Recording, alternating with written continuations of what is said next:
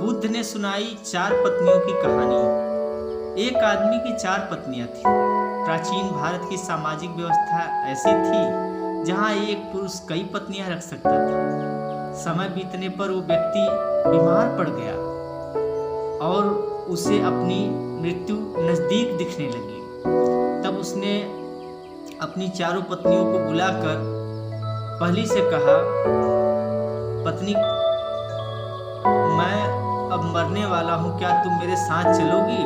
पत्नी का जवाब हाँ नहीं होगा, लेकिन उसने जवाब दिया, मेरे प्यारे पति, मुझे पता है कि आप हमेशा मुझसे प्यार करते थे और अब आपका अंत करीब है। ऐसे में अब आपसे अलग होने का समय आ गया है। अलविदा मेरे प्रिय। दूसरी पत्नी का जवाब। इसके बाद बीमार पुरुष ने अपनी दूसरी पत्नी को बिस्तर के पास बुलाया और मौत के बाद के सफ़र पर साथ चलने की विनती की। उसने कहा, मेरी प्यारी दूसरी पत्नी, तुम जानती हो कि मैंने तुम्हें कितना प्यार किया है। कभी कभी मुझे डर लगता था कि तुम मुझे छोड़ दोगी, लेकिन मैंने तुम्हें दृढ़ता से थामे रखा। मेरी प्रिय, मेरे साथ दूसरे सफ़र पर चलो।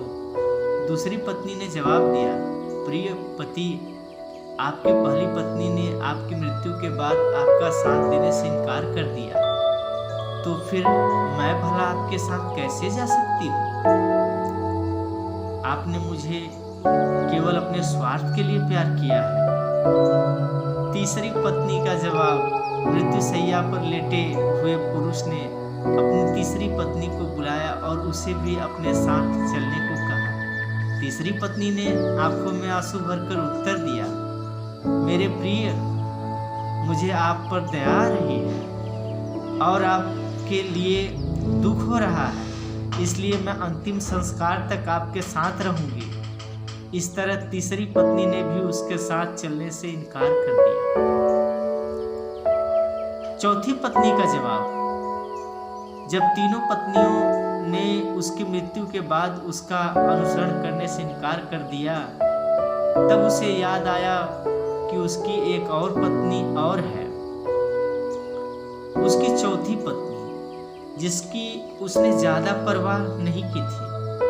चौथी पत्नी के साथ उसने हमेशा एक दासी की तरह व्यवहार किया था और हमेशा उसे दुत्कारा था। पुरुष ने सोचा कि अगर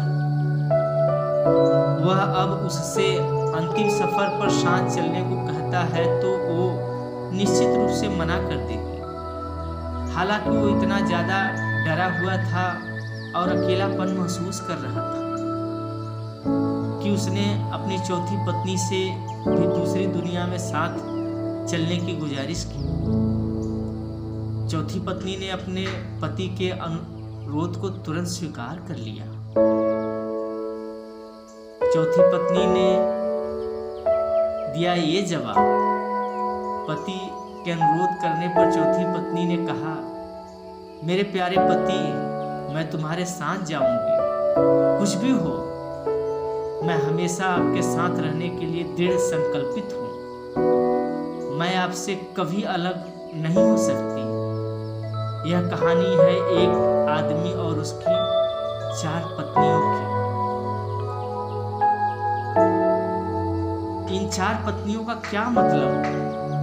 गौतम बुद्ध ने अपनी कहानी समाप्त करते हुए कहा, प्रत्येक पुरुष और महिला की 4 पत्नियां या पति होते हैं और हर एक का खास मतलब होता है।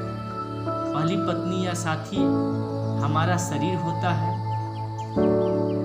जिसे हम दिन रात प्यार करते हैं। सुबह के समय हम अपना चेहरा धोते हैं, कपड़े और जूते पहनते हैं, हम अपने शरीर को भोजन देते हैं।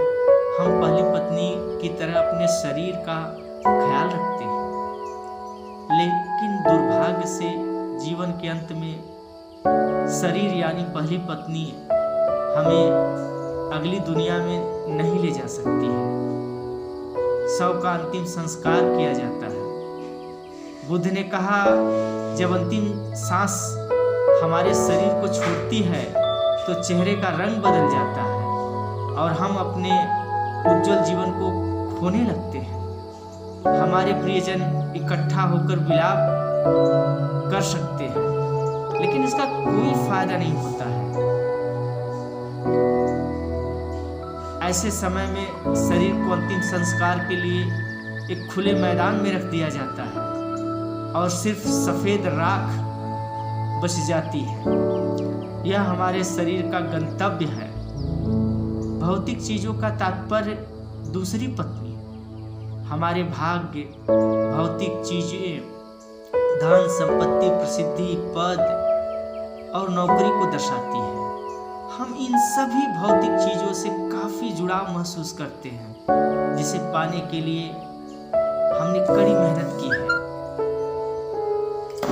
हम इन चीजों को खोने से डरते हैं और बहुत कुछ पाने की इच्छा रखते हैं, लेकिन इनकी कोई सीमा नहीं है।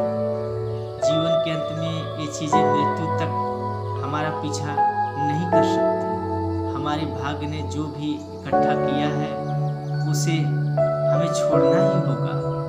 हम इस दुनिया में खाली हाथ आए हैं और मृत्यु के समय भी हमारे हाथ खाली होते हैं।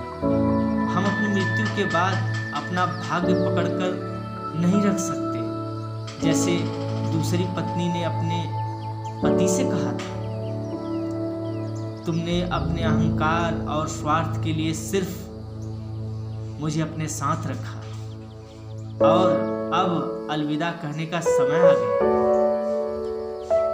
हमारे रिश्ते नाते, बुद्ध कहते हैं कि तीसरी पत्नी का अर्थ यहाँ हमारे नाते रिश्तेदारों से है।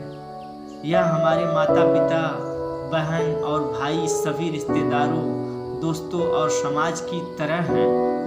वो आंखों में आंसू लिए हमारे साथ स्मशान घाट तक ही आ सकते हैं। वो हमारे लिए दुखी और उदास रहते हैं।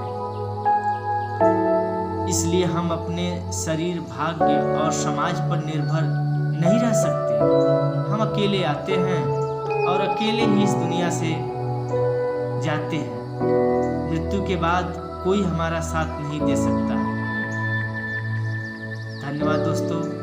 ये कहानी अगर पसंद आए तो लाइक, सब्सक्राइब, शेयर, कमेंट जरूर करिएगा। आरजे साहिल दिल की गहराई से आप सभी को धन्यवाद कहता है दोस्तों। अलविदा।